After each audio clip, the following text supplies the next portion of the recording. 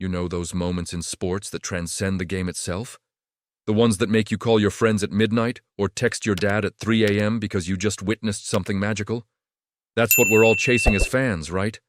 Those rare glimpses of pure athletic brilliance that remind us why we fell in love with this beautiful, chaotic game in the first place. Before we dive into today's massive story, I just want to say how grateful I am for this community we've built together.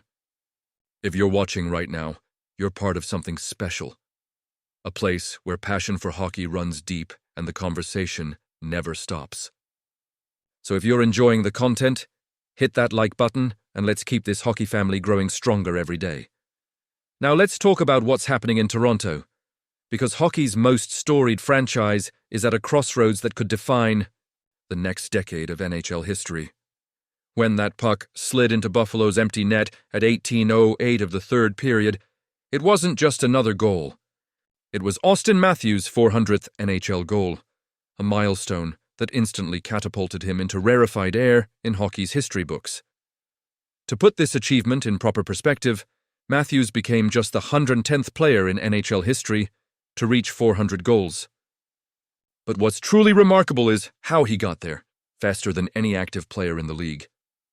His 0.64 goals per game pace stands as the highest among all current NHL stars. A statistic that doesn't just place him among the elite, it fundamentally separates him from them. When asked about this monumental achievement, Matthews delivered a response as precise and understated as his wrist shot. It's a team sport. This is a result of everyone's work.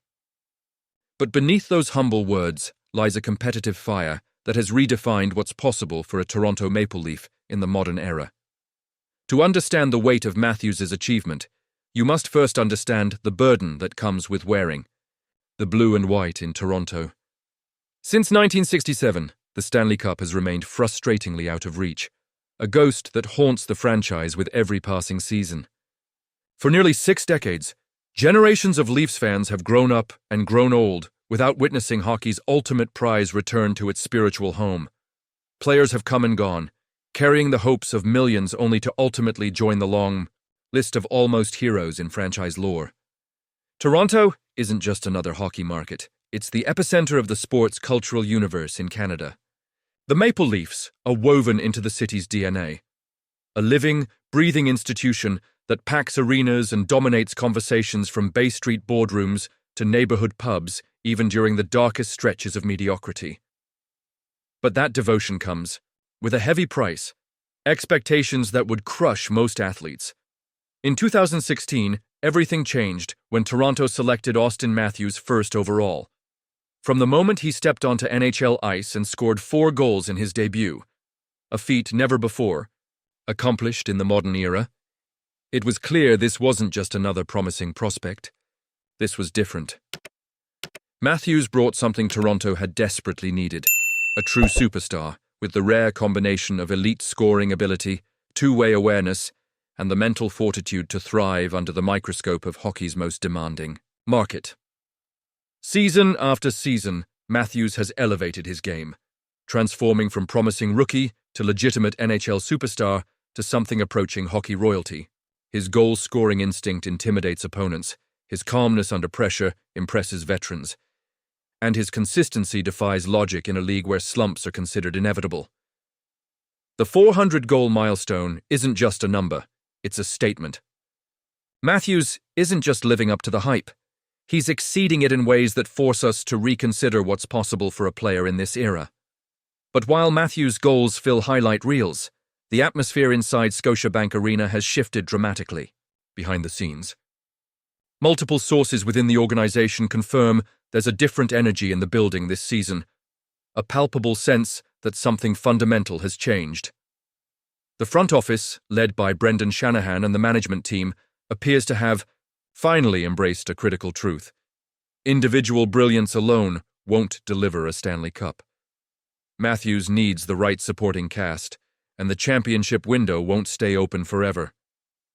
What began as whispers among insiders has evolved into concrete action.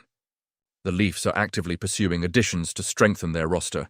Not just any players, but specifically those with playoff experience and clutch performance histories. The search is targeted and disciplined, focusing on individuals capable of shouldering responsibility when games matter most. This represents a significant philosophical shift for a franchise previously criticized for building top-heavy rosters that dazzle in the regular season but crumble under playoff pressure. After years of first-round exits, Toronto's management appears determined to correct the historical pattern, while Matthews remains in his prime. This aggressive pursuit of championship-caliber talent inevitably stirs memories of what might have been. In 2001, Toronto came breathtakingly close to acquiring Vincent Lecavalier, then a young superstar seen as the face of a generation, in what would have been a franchise-altering trade. The deal was reportedly complete. Lecavalier was informed he was headed to Toronto, with the Leafs sending Nikolai Antropov, Jonas Höglund, and Thomas Kaberle to Tampa Bay. The hockey world was minutes away from a seismic shift in power. And then, in a dramatic 30-minute window, everything unraveled. Tampa Bay president Ron Campbell, previously unaware of the full scope of negotiations, intervened decisively.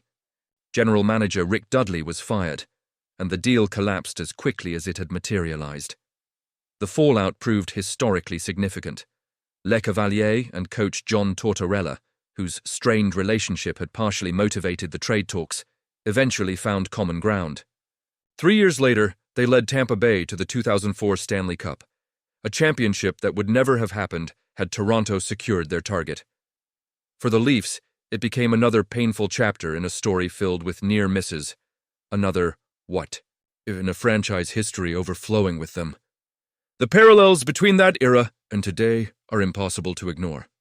Then, as now, Toronto possessed individual stars but lacked the complete roster needed for playoff success. Then, as now, the front office recognized a generational talent needed proper support to maximize championship opportunities. The difference?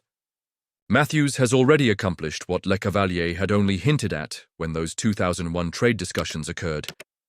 At just 27, Matthews has cemented his legacy as one of the greatest pure goal scorers in NHL history, doing it faster and more efficiently than virtually anyone before him. This time, Toronto seems determined not to waste the opportunity. Sources indicate the front office operates with unprecedented urgency, viewing each day as precious in their quest to surround Matthews with championship-caliber talent. As the playoffs approach, the questions intensify. Will this be the year Toronto finally breaks through? Will Matthews join the pantheon of Maple Leafs legends who delivered championships? Or will he become another statistical marvel whose personal brilliance couldn't overcome organizational shortcomings? The city breathes expectation. Fans pack bars and streets, analyzing every goal as a potential harbinger of playoff success. Matthews' milestone 400th goal isn't viewed as an end, but a beginning. The opening paragraph of what Toronto desperately hopes will be a new championship chapter. Yet, deep in the mind of every supporter, lurks that familiar doubt. Time is the most unforgiving judge in sports. It makes you pay dearly for missed chances and rarely offers second opportunities. Lecavalier represented one such opportunity. Matthews represents another. The Leafs story seems to run in circles, eternally waiting for the moment when the page finally turns. Is that moment finally approaching? Or will Toronto once again watch its superstar get close, hit the post, and join the long list of almosts that have defined this franchise for generations? The clock is ticking. The window won't stay open forever. And behind closed doors, a front office works frantically to ensure history doesn't repeat itself. That this time, finally, the ending changes. What do you think, hockey fans? Is Matthews the chosen one who finally breaks the Maple Leafs Stanley Cup curse? Has management learned from past failures? Or are we watching another brilliant individual talent trapped in an organizational cycle of playoff disappointment? Drop your thoughts in the comments section below. And if you've enjoyed this deep dive into hockey history and Toronto's current Stanley Cup pursuit, please hit that like button, subscribe to the channel, and ring that notification bell. The Matthews story is still being written, and when the next chapter unfolds, whether triumphant or tragic, you'll want to hear it here first. Until next time, This is Hockey Central, where the game's greatest stories come to life. Matthews has now joined the exclusive 400-goal club faster than any active player in the NHL, cementing his place among the all-time greats. But the ultimate question remains: can his historic individual success finally translate to playoff glory for the Maple Leafs? For nearly 6 decades, Toronto has fallen short of the Stanley Cup. Do you believe Matthews will be the one to break the curse, or is he destined to become another statistical marvel in a franchise that collects almosts? Share your predictions in the comments below.